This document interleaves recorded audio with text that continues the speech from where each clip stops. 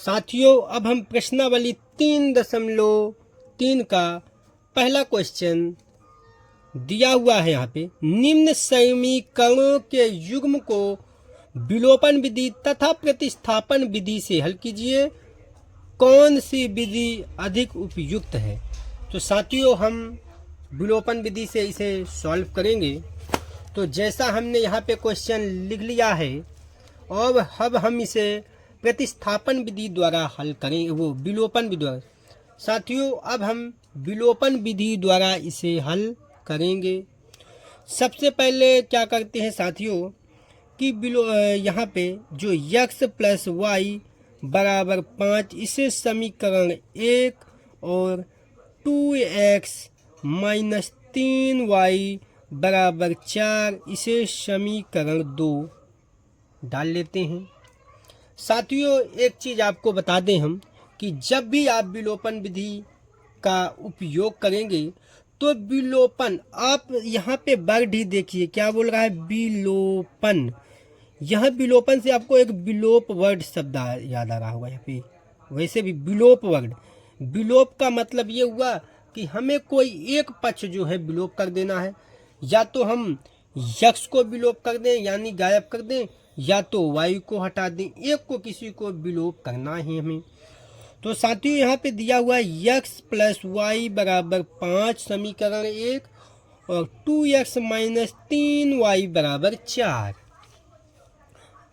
साथियों, अब आप चाहें तो या तो x पक्ष को बराबर करें और या आप चाहें तो y पक्ष को बराबर करें। ये आपके ऊपर है कि आपको किस पक्ष को बराबर करना है। और जब पक्ष आप बराबर करेंगे तभी आपका जो है विलोपन विधि सॉल्व होगा। यानी कहने का मतलब ये हुआ कि जैसे मान लो यहाँ x है, तो ये 2x के बराबर इस x को कर दूं, तो मैं इसे यदि घटाऊंगा तो ये दोनों कट जाएंगे, मतलब x पक्ष जो है विलोप हो जाएगा। चलिए हम इसे सॉल्व करते हैं तो आपको ज़्यादा अच्छे समझ में आएगा। साथियों, जैसे यहाँ पे समीकरण 1 दिया है x प्लस वाई बराबर 5 और 2x माइनस 3y बराबर 4 दिया हुआ है। साथियों, यहाँ पे बता दें कि इस x में ऐसा किसका गुणा कर दूं कि यह 2x के बराबर हो जाए। तो आप सोचेंगे यदि मैं इस x में 2 का गुणा कर दूं तो ये 2x का बराबर हो जाएगा। जी हाँ साथियों, तो हम क्या करते हैं, समीकरण 1 में 2 का गुणा करने पर साथियों, अब हम जो है इस पर गुणा जैसे ही कर देंगे तो समीकरण 1 क्या है, तो यहाँ देखिए x में 2 का गुणा करेंगे तो 2x और प्लस है तो प्लस, और 2 का गुणा y में करेंगे तो 2y, और बराबर 2 का गुणा 5 में करेंगे तो कितना हो जाएगा 10। हमने क्या किया है साथियों कि समीकरण 1 में 2 का गुणा कर दिया है। तो देखिए 2x का गुणा, तो 2 का गुणा x में किया तो 2x, 2 का गुणा y में किया तो 2y, और 2 का गुणा 5 में किया तो 10। अब साथियों, इसे हम समीकरण 3 डाल सकते हैं, कोई दिक्कत नहीं है। यहाँ तक तो आपको कोई परेशानी नहीं होनी चाहिए।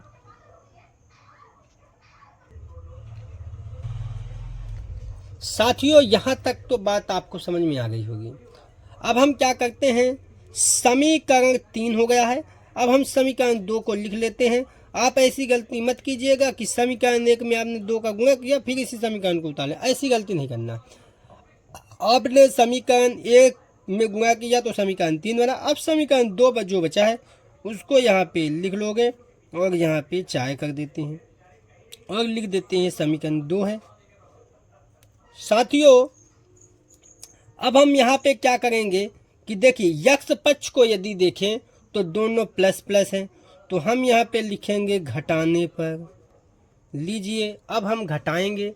साथियों, जब हम घटाएंगे तो देखिए हमको ऊपर वाले चिन्ह से कोई मतलब नहीं है। ये वाला ऊपर समीकरण जो 3 लिखे, इससे अभी हमको क्या चिन्ह लगा है उससे मतलब नहीं है हमको केवल ये देखना है कि हमारा जो ये वाला है नीचे का, यानी 2x के सामने क्या चिन्ह लगा है, प्लस, तो यहाँ हो जाएगा माइनस। फिर साथियों देखिए यहाँ पे कि समीकरण ये यहाँ 2x के सामने प्लस लगा है तो माइनस, और -3y है तो माइनस है तो यहाँ प्लस हो जाएगा। यहाँ 4 के आगे प्लस है तो इधर माइनस लगा देंगे। यहाँ तक साथियों आपको तो कोई समस्या नहीं होनी चाहिए। इसके बाद इस 2x से इस 2x को काट देंगे तो कट जाएगा, क्योंकि एक बार ये प्लस में है और ये माइनस है। इसके बाद साथियों देखिए +2y और ये +3y हो गया। अब बहुत से साथी सोच रहे होंगे कि ये माइनस लगा हुआ है। साथियों आप खुद सोचिए, यदि इस माइनस से मेरे को कुछ मतलब होता तो मैं इस माइनस का प्लस क्यों करता। यानी अब यह माइनस नहीं रहा, अब ये 3y क्या है, प्लस है। तो देखिए 2y और +3y दोनों को हम जोड़ेंगे तो हो जाएगा यहाँ पे 5y और बराबर 10 में से और 4 जाएंगे तो कितना बचेगा, 6।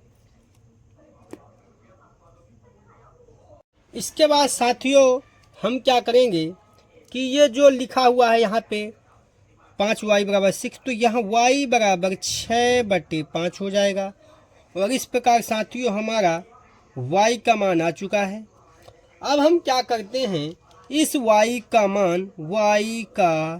मान समीकरण किस में रख दें साथियों, तो 1 में रखने पर साथियों 1 में रख देते हैं।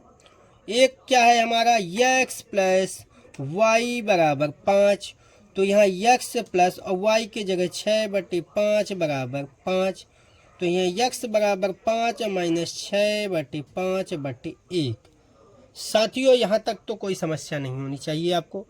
अब हम आगे क्या करते हैं कि यहाँ पे खींच लेते हैं एक लाइन।